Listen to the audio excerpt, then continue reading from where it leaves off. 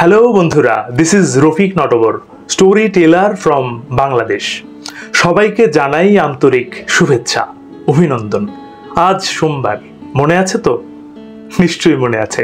প্রতি সোমবারের মতো আজও আপনাদের জন্য আমি নিয়ে এসেছি শব্দের গল্প। হ্যাঁ বন্ধু, বাংলা ভাষায় ব্যবহৃত শব্দের উৎস অনুসন্ধান এবং শব্দের পেছনের গল্প নিয়েই আমার এই ভিডিও। সপ্তাহে অন্তত একদিন শব্দের গল্প নিয়ে আমি আপনাদের সামনে আসার প্রয়াস চালিয়ে যাব। আশা করছি আপনাকে আমার সঙ্গেই পাব। তাছাড়া শিক্ষার্থীদের জন্যে এই ভিডিওগুলো বিশেষ উপকারে আসবে বলেই আমার বিশ্বাস। আজকের ভিডিওটিও মজার মজার কিছু শব্দ দিয়ে সাজানো হয়েছে। তাহলে শুরু করা যাক। বাংলার প্রবাদ প্রবচনগুলো চলে আসছে বহু যুগ ধরে।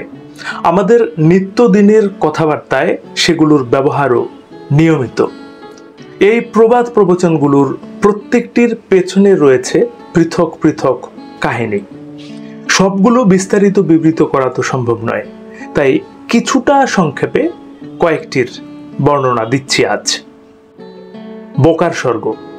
অবাস্তব সুখ কল্পনার মধ্যে থাকা কিংবা কল্পিত সুখে বিভোর থাকার অবস্থাকেই আমরা এভাবে বোঝাই। যেসব মানুষ কোনো পাপ না বুঝে করে তাদের স্বর্গে স্থান হয় না, যেহেতু কেবল পুণ্যবানদের জন্য স্বর্গ। আবার নরকেও তাদের যেতে হবে না, কারণ পাপ কাজটি তারা করেছে না বুঝেই। তাদের স্থান হবে স্বর্গ ও নরকের বাইরে ভিন্ন এক স্থানে, যাকে ব্যঙ্গার্থে বলা হয় বোকার স্বর্গ। ধুন্ধুমার কাণ্ড। কোনো একটি তুমুল ঘটনা বোঝানোর জন্য এটি ব্যবহৃত হয়ে থাকে। ধুন্ধু নামে এক অসুর তপস্যার বলে ব্রহ্মার কাছ থেকে বর পায়। কেউ তাকে হত্যা করতে পারবে না।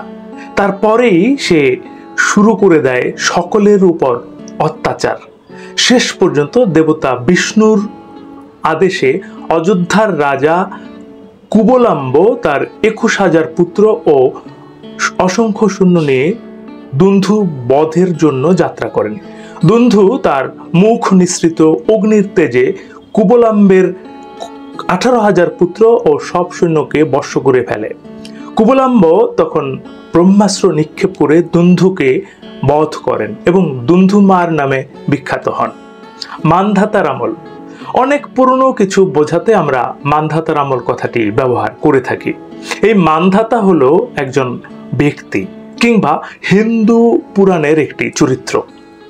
সূর্য বংশ অর্থাৎ রামচন্দ্রের বংশের এক অতি প্রাচীন পূর্বপুরুষ এই মানধাতা।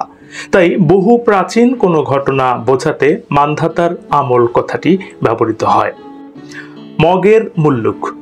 মুঘল আমলে আমাদের দেশ অত্যন্ত সমৃদ্ধ ছিল, ফলে স্বাভাবিকভাবেই অন্যান্য জাতি এবং দস্যুদের চোখ পড়ল এদেশের ওপর। সে সময় দেশের দক্ষিণাঞ্চলে আরাকান থেকে আগত মগ জলদস্যুরা অনেক লুটপাট আর অরাজকতা চালাতো, আর তারা ছিল খুব দুর্ধর্ষ জলদস্যু। সে সময় ঢাকার সুবেদার খানজাত খাঁর কাছে প্রজারা গেল এবং এর প্রতিকার আশা করল। ভীরু খানজাত খাঁ এর কোনো ভিত্ত করলেনই না, বরং চলে গেলেন রাজমহলে। ফলে মগরা ইচ্ছে মতো অত্যাচার, লুটপাট, এদেশের লোকেদের ধরে নিয়ে দাস হিসেবে বিক্রি সবকিছুই করতে লাগলো। তাই সে সময়ের পরিস্থিতির সাথে তুলনা করে অরাজকতা, অত্যাচার, অনাচার পরিস্থিতিকে বলা হয় মগের মুল্লুক। ত্রিশঙ্কুর অবস্থা, যার অর্থ হলো অনিশ্চিত অবস্থান। ভারতীয় পুরাণের রাজা ত্রিশঙ্কু জীবিত অবস্থায় স্বর্গে যেতে মনস্থ করেন এবং ঋষি বিশ্বামিত্রের শরণাপন্ন হন।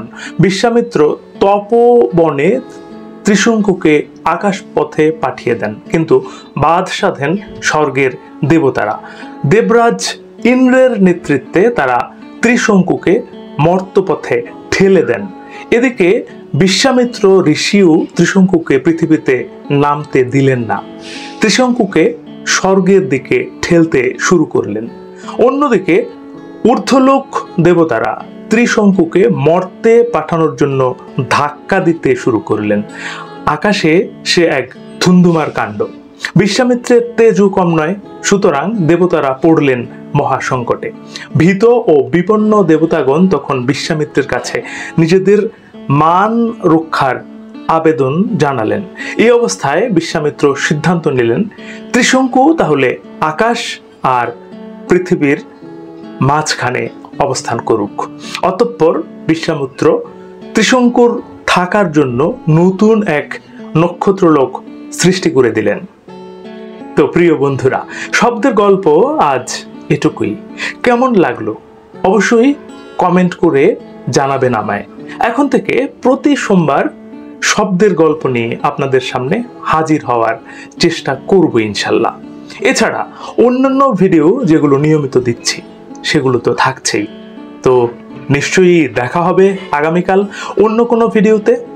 সে নাগাদ ভালো শুনুন, ভালো থাকুন। ধন্যবাদ।